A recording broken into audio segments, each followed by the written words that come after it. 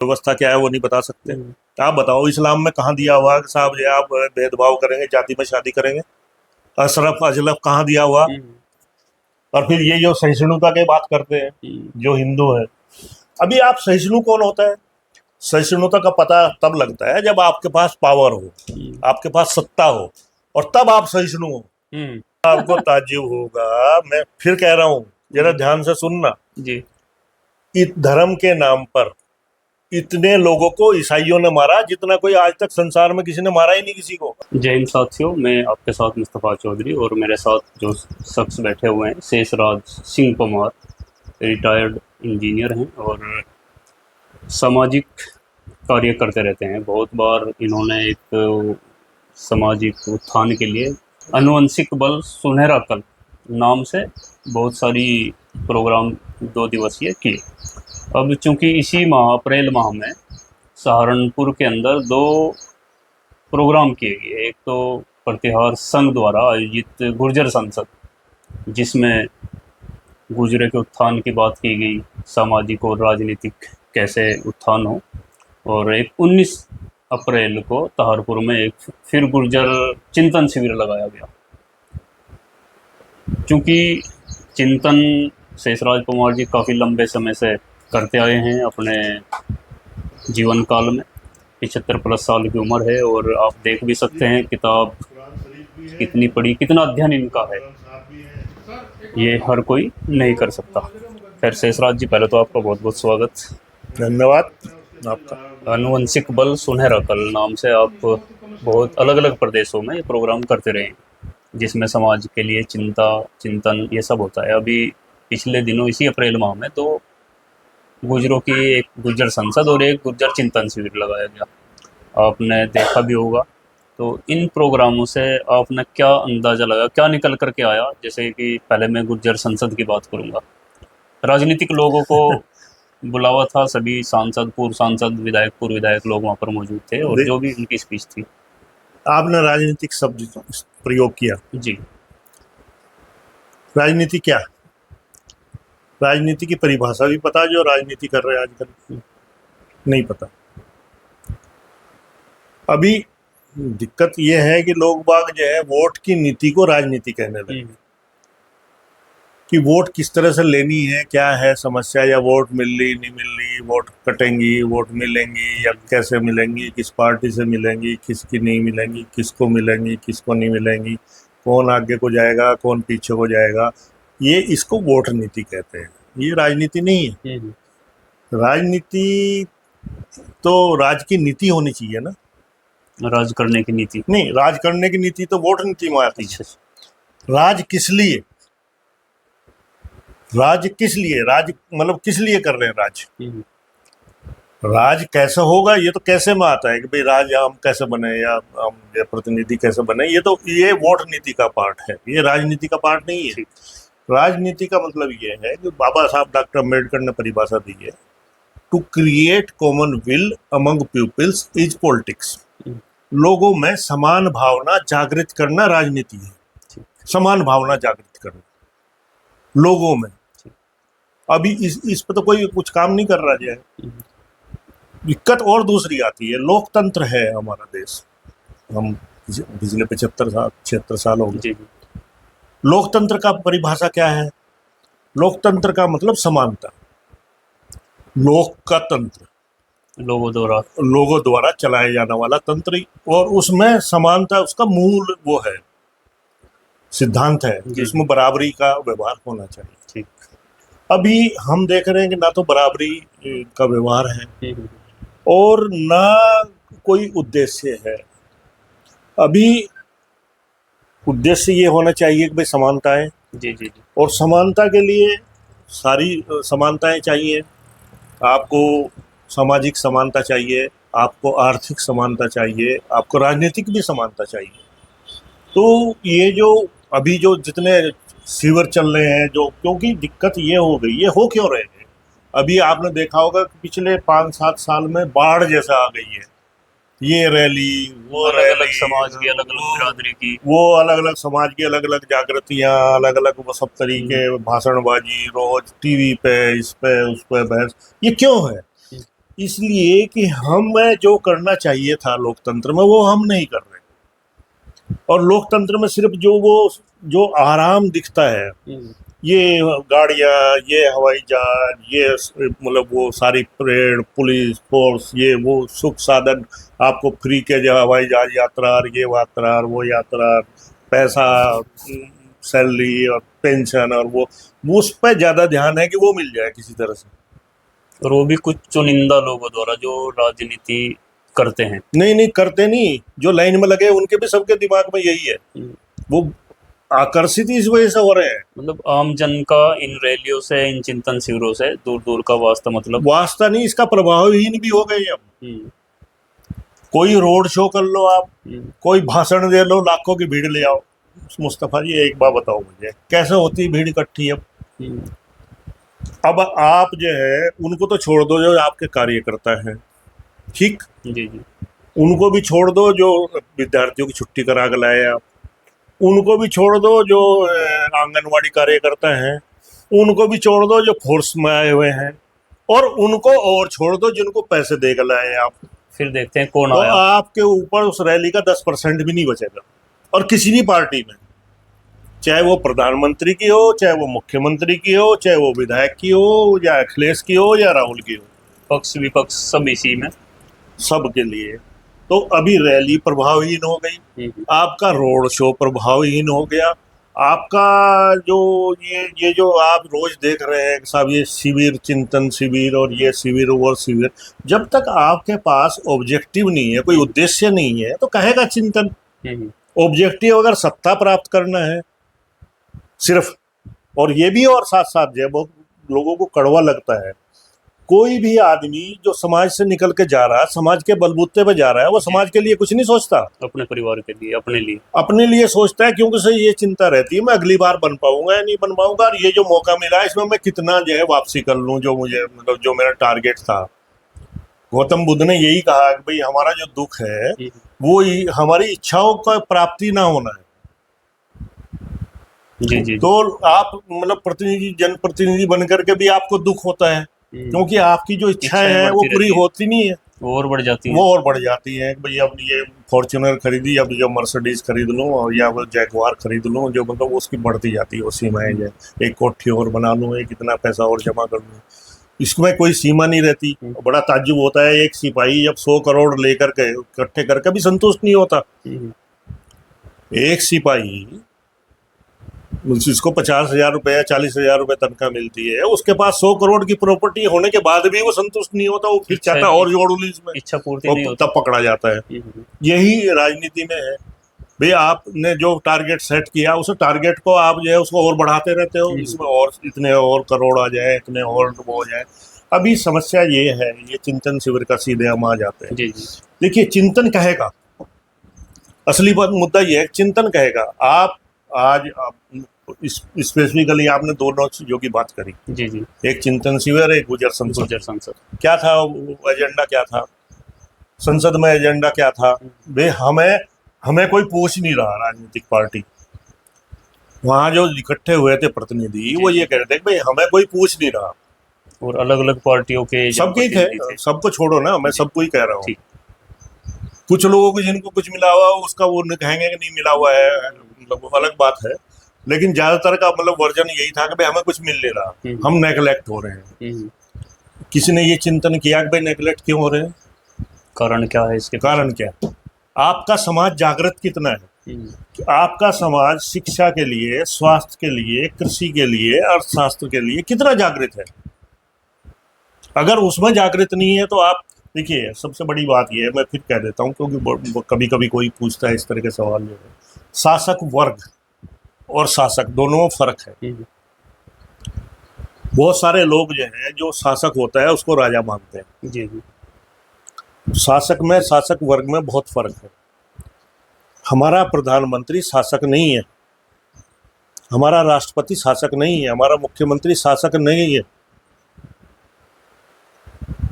जी। वो सिर्फ एक, जैसे उसको शतरंज में वो होते हैं ना प्यादे, वो सिर्फ मात्र वो है, उठा करके ऐसे रख देते हैं और उठा करके ऐसे रख वर्ग होता है, वो शासक वर्ग होता है एक चीज। और शासक वर्ग कौन सा होता है? जिसमें शिक्षा होती है, जिसमें सम्मान होता है, जिसमें अर्थ होता है। सम्मान से मतलब और दूसरा सम्मान। अपने परिवार में तो आप सम्मानित हो, जी जी जी। अपने गांव में भी आप सम्मानित हो, अपने शहर में भी आप सम्मानित हो, अपने जो हो सके प्रदेश में भी यानी सम्मानित। शासक प्रश्न ये है कि सम्मान किसका? अगर सब वर्ग आपका सम्मान कर रहे हैं जी जी तो वो सम्मान कहलाता है। शासक वर्ग वो होता है जिसमें शिक्षा, सम्मान और अर्थ तीनों होते हैं, और ये तीनों एक दूसरे से जुड़े हुए हैं। शिक्षा से ही अर्थ भी आता है, शिक्षा से ही सम्मान भी आता है। यानी कि शासक जो है वो शासक वर्ग के लिए ही योजना लाता है। शासक जो है शासक वर्ग की योजना को क्रियान्वयन करता है, जो उनकी इच्छाएं हैं, जो उनकी जो इच्छा उनकी है, जरूरतें हैं, वो उनकी जो वर्ग। तो प्रयास तो शासक वर्ग बनने का करना चाहिए। ना कि शासक। शासक तो टेम्परेरी है, अस्थायी है, वो स्थायी हो ही नहीं सकता। शासक वर्ग बहुत दिनों तक रहता है, वो लंबा समय तक जो है वो रहता है। तो अभी अगर आपको चिंतन करना है तो ये चिंतन करो कि भाई आप शिक्षा कैसे बढ़ेगी। अब शिक्षा कैसे बढ़ेगी ये तो लोगों को लगता है, रोज भाषण देते हैं सब स्कूल। नहीं, जैसा कि भाई हमारी पूर्ति मतलब कोई पूछ नहीं रहा, हमें कोई दे नहीं रहा, विधायक के टिकट या एमपी के टिकट, वो तो सिर्फ एक दो परिवार के लिए होंगे, और शासक वर्ग जो है वो पूरा समाज होगा। समाज का शासक वर्ग बनना चाहिए, उससे कोई जिससे फर्क नहीं पड़ता। समानता है, और सबको सबका उत्थान हो। आपकी जो ये समस्या है ना जिस पर आप रो रहे थे वहाँ मतलब जनमंच में, उस समस्या का समाधान जो है शासक के शासन मतलब समाज के जागृत होने में। समाज को जागृत होने के लिए क्या कर रहे हैं हम? जो प्रयास कर रहे हैं, जिसका आपने जिक्र किया था अनुवांशिक बल का, हमारा तो विरोध करते हैं राजनीतिक सारे, क्योंकि उन्हें खुद की कुर्सी दिखाई देती है कि अगर ये लोग समाज जागरूक हो जाएगा तो मेरा तो विधायक बनना मुश्किल हो जाएगा। मुझे भी ये सब सीखना पड़ेगा। शिक्षा क्या है, स्वास्थ्य क्या है, कृषि क्या है, अर्थशास्त्र क्या है। शेषराज जी, ये जो चिंतन शिविर लगाते हैं तो कहीं ना कहीं उनका भी जो अपनी इच्छाएं छुपी रहती हैं, तो वो तो अपने लिए करते हैं भाई, एकजुट हो। भाई अपना प्रचार प्रसार करना तो ठीक है, वो तो करना चाहिए। मैं वो नहीं कहता, मैं और भी कहता हूँ कि भाई कोई भी अगर जाति के हिसाब से अपनी जाति को आगे करने के लिए प्रयास करता है तो ठीक है, करना चाहिए। आप मुझे पूछ सकते हैं कि भाई आप क्यों करते हो, गुजरों के लिए क्यों करते हो काम, पूछ सकते हो आप मुझे, पूछना चाहिए। मैं इसलिए करता हूँ कि मेरा जो गुर्जर समाज है वो सबसे पीछे है जागृति के हिसाब से, जागृति के हिसाब से वो सबसे पीछे है। इसलिए मैंने ये बीड़ा उठाया कि पहले से समाज को समझाऊं। और इतनी बड़ी संख्या में, इतने बड़े प्रदेशों में, इतने बड़े हर एक धर्म में तो है, मुसलमान भी हैं, हिंदू भी हैं, क्रिश्चियन भी हैं, बौद्ध भी हैं, जैन भी हैं, सब हैं गुजर। तो आपका जो शिविर लगता है अनुवंशिक बल सुनहरा कल, इसमें मैं भी शामिल हुआ था एक बार, तो आपके यहाँ शायद हिंदू मुस्लिम का वो भेद नहीं है आप वाले शिविर में। और ये गुर्जर संसद हो या चिंतन शिविर हो, इसमें एक ये भी आवाज़ उठी भाई इसमें हिंदू मतलब मुसलमानों को गुर्जर नहीं मानते, अभी उसको गुर्जर नहीं मानते, ये हम से नहीं है, ये उसमें, ये एक अलग बहस छिड़ जाती है। अभी ये बहुत बड़ा जो है समस्या है कि जो सामाजिक चेतना आती है समाज में जी। और अब से नहीं 2-2.5 साल से यही हो रहा है। जब समाज में चेतना आती है तो सामाजिक चेतना को धार्मिक उन्माद से दबाया जाता है, धार्मिक उन्माद से उसको काउंटर किया जाता है। मतलब सामाजिक चेतना को रोकने के लिए धर्म का प्रयोग होता है। और ये हम ही नहीं कर रहे, ये रोमन्स ने किया, जार ने किया, मतलब सभी ने किया, तुर्क वालों ने किया, सबने किया। हम तो अब बाद वाले हैं, बहुत बाद वाले। यानी कि धर्म में प्रखर का काम करता है सामाजिक। इसलिए मैंने अनुवांशिक बल सुनहरा कल का जो प्रोग्राम होता है उसमें 2 चीज निषिद्ध की हुई है कि धर्म पे बात नहीं होगी, राजनीति पे बात नहीं होगी, क्योंकि राजनीति का तो पता ही नहीं है। लेकिन ऐसा नहीं कि हम जो है राजनीति का विरोध करते हैं। हम कहते हैं कि भाई हमारे राजनीतिक होने चाहिए, लोकतंत्र है, राजनीतिक चाहिए, समाज के राजनीतिक चाहिए, लेकिन समाज के राजनीतिक वो चाहिए जिन्हें मतलब जो है आपके मुद्दों का पता हो, आपको उद्देश्य पता होना चाहिए कि राजनीति किस लिए। आपको पता होना चाहिए कि शिक्षा की क्या स्थिति है, आपको पता होना चाहिए स्वास्थ्य की क्या स्थिति है, आपको ये पता होना चाहिए कि कृषि की क्या स्थिति है और क्या योजनाएं चल रही है और किस तरह से हमारी कृषि छीनने की व्यवस्था की जा रही है। क्योंकि मेरा समाज तो ज्यादातर कृषि पर आधारित है। और ये और बता दूंगा कि इस दुनिया को जो है सिखाया, दुनिया को आदमी बनाया कृषि ने, नहीं तो वो 4 पैर वाला मतलब 2 पैर वाला 2 हाथ वाला जानवर ही था बस। जहाँ मिल गया खा लिया, जहाँ मर गया चल दिए अपने जो है। वो चिंपांजी और गुरिल्ला उसी के भाई बंद है हम। यानी कि शुरुआत में कृषि करना सीखा इंसान ने। कृषि सबसे पहले 8,000 साल पहले कृषि की तरफ आए, कृषि को जो है मतलब सीखा। वो ये हुआ कि भाई हम जो है खाने के लिए तलाश में ढूंढते हैं, इसे तो हम पैदा भी कर सकते हैं। और जो वो अपने लिए पहले पैदा किया, फिर जो उसमें जो सरप्लस होने लगा तो बिजनेस आ गया, व्यापारी आ गए। व्यापार तय का किया पहले कृषि के उत्पादों का ही, उन्हीं का तो सबका किया ना। जी। तो वो आज वो कृषि तो वो चीज है जिसने मतलब आदमी को जानवर से आदमी बनाया, और कृषि को ही सबसे पीछे कर रखा है आपने। कितनी चर्चा, मतलब आपने 4 साल आंदोलन किया, 3 साल आंदोलन किया किसानों ने दिल्ली में। क्या थी मांग? सिर्फ एमएसपी। और सरकारी बेटी से एमएसपी नहीं देंगे, किसान ने तो एमएसपी लेंगे। एमएसपी समाधान नहीं है। ये तो ठीक है कि आपका उपज का ठीक मिलना चाहिए, लेकिन एमएसपी तो सपोर्टिंग प्राइस है। सरकार को जो 23 जो खाद्य सामग्री चाहिए नहीं उन्हें पैदा करेंगे तो हाहाकार मच जाएगा। उनके लिए सपोर्ट प्राइस है कि भाई ये पैदा करो, हम पैसा देंगे इसके लिए। वो तो सपोर्ट प्राइस है। उन फलों की, उन सब्जियों की कमी ना हो, उन अनाजों की कमी ना हो, तो उसके लिए सपोर्ट प्राइस है। और वो तो सरकार देगी हमेशा, सरकार ही तय करेगी। अभी ये अलग विडम्बना है कि पिछले 10 साल में जो एमएसपी का रेट तय करने वाले 5 सदस्य होते हैं, उन 5 में से 2 ही है, 3 है ही नहीं। 2 ही सदस्य चला रहे 10 साल से।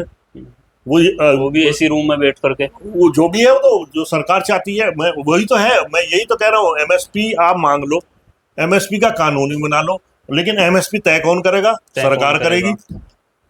अगर सरकार ही तय करेगी तो फिर आप कौन और कहे कि क्या मांग रहे हो? क्या लागत और क्या लाभ उसमें?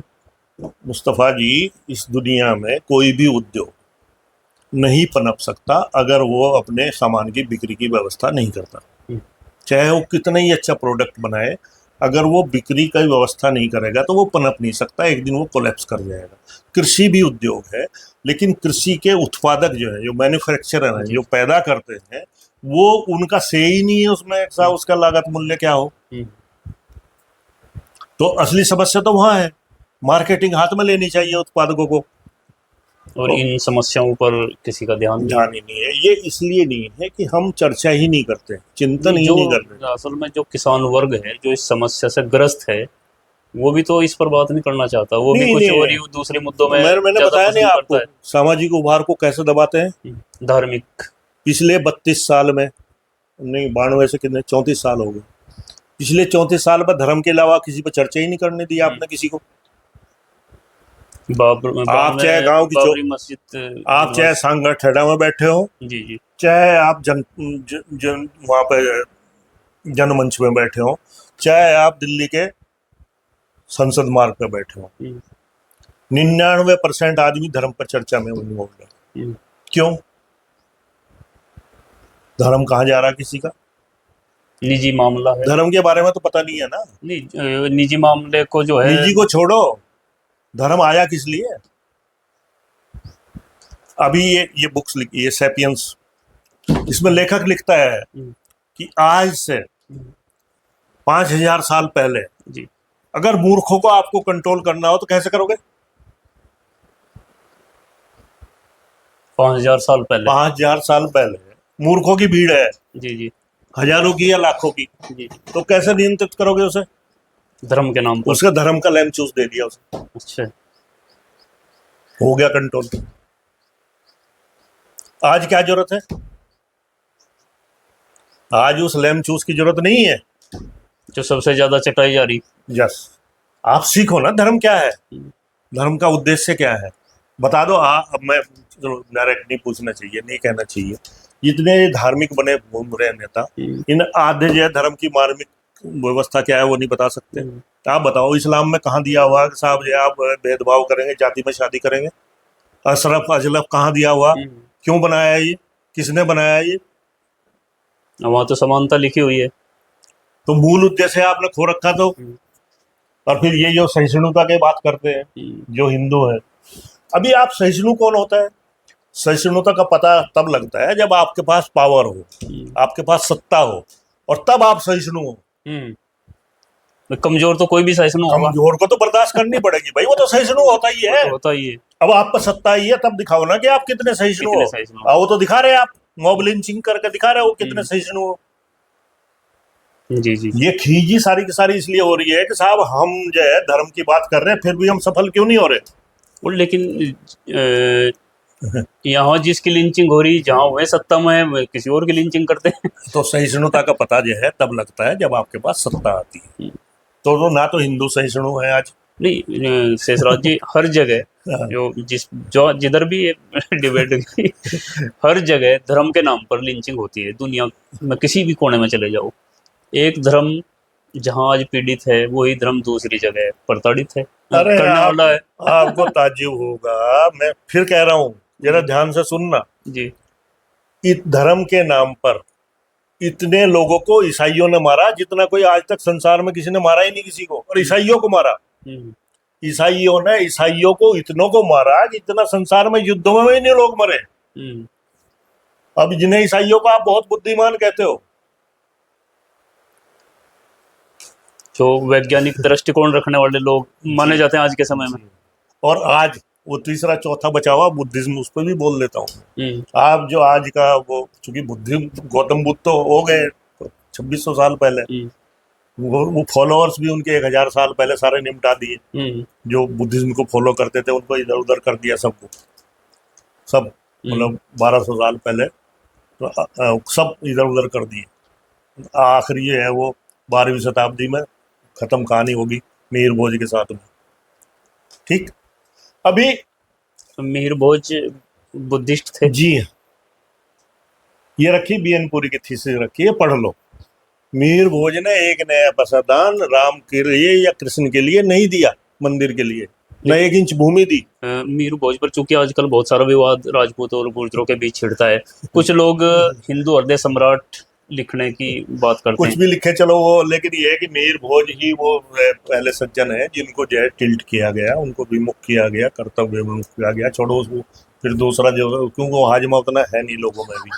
हाजमा खराब हाजमा खराब है। देखिए मैं कुछ और कह रहा हूँ, वो जो बीच में बात रुक जाएगी। बुद्धिज्म से ही ये जो निकले हैं जो आज आपको अपने आप को मनुवादी कहते हैं। अच्छा, वहां देखा भाई 6ठी शताब्दी में ह्वेनसांग आया। मनुवादी कहते हैं या सनातनी कहते हैं, दोनों ही बात। वो एक ही बात है। मनु का मतलब जो है अपने आप को वर्ग श्रेष्ठ कहना। मेरा वर्ग श्रेष्ठ है, मैं श्रेष्ठ हूँ जन्म के आधार पर, चाहे मेरे कर्म कैसे भी हों, उसे मनुवाद कहते हैं। इसको कंफ्यूजन करने की जरूरत नहीं है। ब्राह्मणवाद भी क्लियर कर देता हूँ। ब्राह्मणवाद का मतलब ब्राह्मण नहीं है जो अपने आप को जाति के आधार पर किसी से दूसरे से बड़ा या छोटा भी अगर मानता है। अगर मैं ये कहूँ कि भाई ये इनकी जो राजपूतों की या जाटों की जाति मेरे से अच्छी है, गुजरों की खराब है, तो मैं भी ब्राह्मणवाद का पालन कर रहा हूँ। ठीक, सिंपल सी बात है। जो डिवाइड करता किसी है, को ऊंच किसी जो को नीच समझना, स्तर जो है जाति के आधार पर तय करता है, जो भी आदमी मानता है तो वो ब्राह्मणवाद का पालन करता है। इसको क्लियर कर लीजिए। ब्राह्मणवाद का मतलब गैर बराबरी में विश्वास रखने वाला, पालन और यही करीब करीब मनुवाद है। ठीक, मनुवाद भी, मनु भी यही कहता है कि मेरी वर्ग श्रेष्ठ है। हिटलर भी यही कहता था। और ये जिनको ये मार के भगाया, जिनको यहूदी आप कह रहे हो, जिनको हिटलर ने मारा जर्मनी में। हाँ, हिटलर ने इन्हीं को तो मारा था। जी, जो इजरायली है जी, यहूदियों को यहूदियों को तो मारा था। आप मेरी समझ में नहीं आ रहा। और हिटलर आपको हिटलर ये कहता था कि ये जो इंडियंस है ये मेरा धर्म भ्रष्ट कर सकते हैं। अच्छा, हाँ, और हम लेकर फिर रहे आर्य। वो भी अपने आप को आर्य ही कहता था।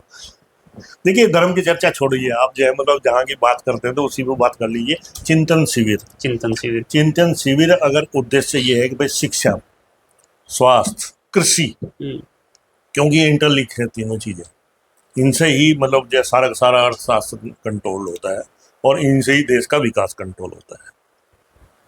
जो विश्व गुरु बने हैं वो शिक्षा से ही लोग बने हैं। जी जी, और वही आज भी हैं जिनकी शिक्षा आज भी ऊपर है, तो वो आज भी मान्य है, उनको मानते हैं।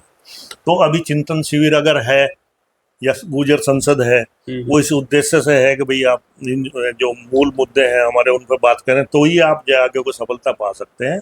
नहीं तो ये समाज जागृत हो रहा है। आज से 14 साल पहले या 12 साल पहले जो स्थिति थी वो आप खुद देखें।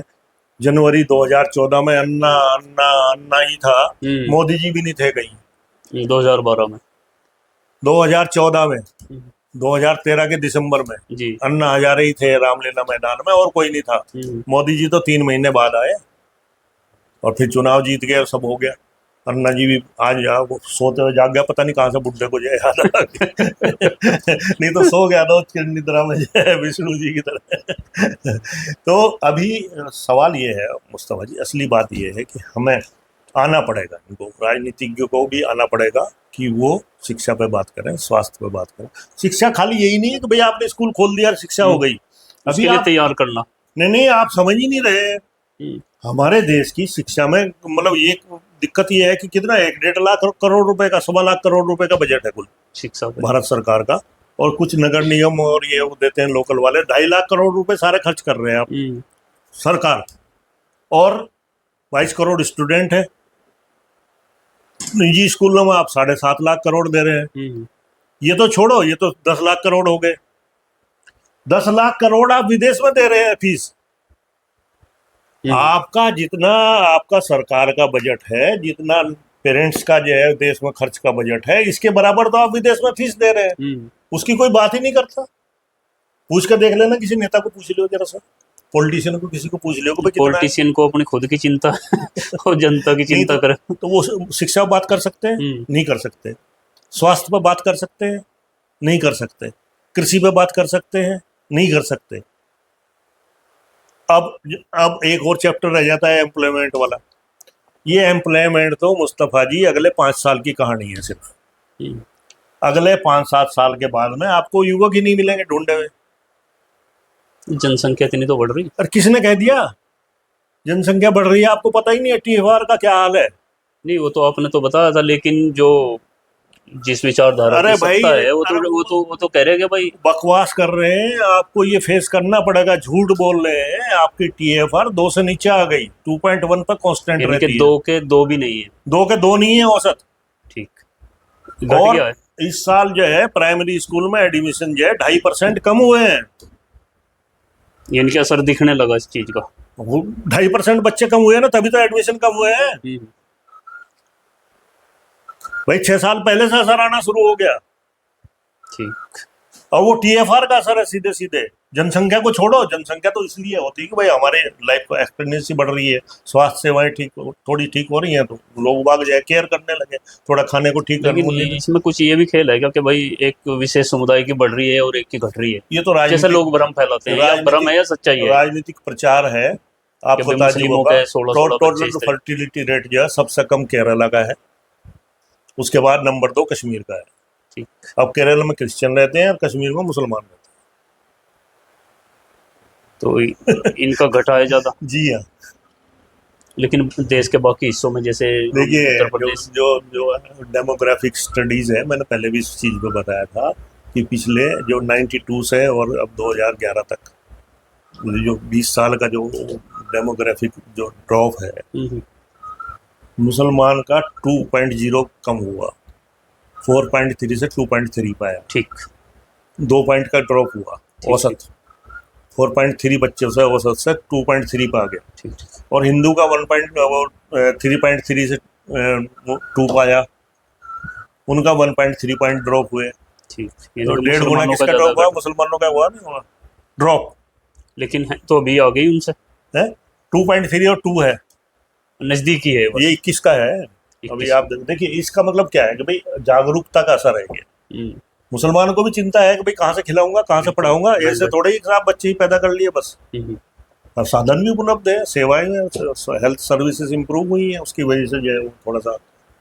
देखिए पॉपुलेशन घटती कैसे है? शिक्षा की बढ़ोतरी से, स्वास्थ्य की बढ़ोतरी से, और आर्थिक स्थिति की चेंज से। ठीक। किसकी कम होनी शुरू हुई पहले? जो डेवलप कंट्री 22 हमसे पहले, उनकी कम हुई सबसे पहले। फिर 23वें नंबर पर चाइना की कम हुई क्योंकि डेवलपमेंट हो गया। और 24वें नंबर पर हमारी कम होनी शुरू हो गई। हमारे यहाँ भी डेवलपमेंट हो गया उतना। सबसे ज्यादा आज कहाँ है? तो अफ्रीका में है। तो ये जो है कि भाई जनसंख्या विस्फोट आगे समस्या होंगी, ऐसा नहीं है। समस्याएं उल्टा होगा, घटने की समस्या है। अरे उल्टा होगा श्रीमान जी। जो श्रम करके खाता है मजदूर, वो आज भी उपलब्धता नहीं है। समझ रहे हो? ये और विकराल होती जाएगी। और ये कब तक इसके रिजल्ट मतलब कि भाई 20 साल बाद 20 करोड़ कम हो जाएंगे।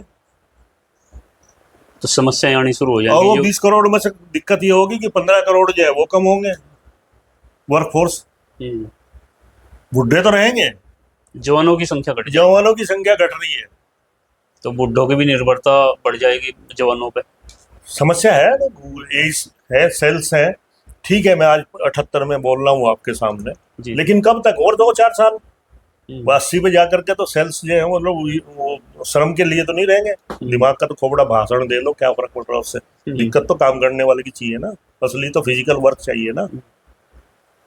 अभी आप कह रहे हैं ये ऐसे बैलेंस होगा, वो बैलेंस होगा, ये तो थोड़ा बहुत ऊपर ऊपर का मामला है। असली तो जो खेती कौन करेगा? एआई से खेती होगी क्या? वो तो करने से होगी। नहीं, एआई हल चला देगा इसमें? बो देगा यार? लेबर ही तो चाहिए। ये मशीन भी बढ़ जाएंगी। मशीन तो बढ़ गई, बोली बहुत बढ़ गई है, लेकिन मशीन को भी तो चलाने को कुछ सिस्टम चाहिए ना। ऐसा थोड़ा ही है ना हर एक चीज मशीन का। ये मतलब ठीक है, आप प्लस्तर करने वाली मशीन आ गई, रोडी डालने वाली मशीन आ गई, लेकिन सब कितना कंपोनेंट कितना है उसका? हम्म, असली तो बात वहां है ना। और फिर ये है कि देखिए, कुछ भी हो, खाने को तो चाहिएगा ना। बिल्कुल, वो तो कृषि पूरी पूर्ति करेगी। तो भाई ऐसा है मुस्तफा जी की चिंतन शिविर इसके होने चाहिए कि शिक्षा कैसे ठीक हो, स्वास्थ्य कैसे ठीक हो, हम्म, और आपकी कृषि कृषि का आपके देखिए बहुत जो है चेतावनी है। कृषि कानून वापस होने के टाइम में उनसे पहले हमने दबाव में, वर्ल्ड बैंक के दबाव में सहकारिता वाला बिल पास किया, हम्म, और सहकारिता के बिल में क्लस्टर बनेंगे। क्लस्टर में जो उसके जो शेयर होल्डर होंगे वो कोई भी हो सकता है, कोई जरूरी नहीं उसकी खेती की जमीन हो या ना हो। हम्म, अगर उनके लिए हमारी खेती चली गई क्लस्टर वालों में, पैसे वालों के हाथों में, तो फिर वो जो बोएंगे वो कहेंगे वो बोओगे, जो खरीदेंगे वही, दवाई वही देंगे, बीज वही देंगे। तो आप क्या हैं? मजदूर। मजदूर। इसको नहीं समझ रहा ना कोई राजनीतिक समझ रहा, ना कोई नेता समझ रहा, और ये बहुत बड़ी चेतावनी है किसान वर्ग के लिए। बहुत बहुत धन्यवाद। ये थे शेषराज पवार जी, जिनको आपने सुना।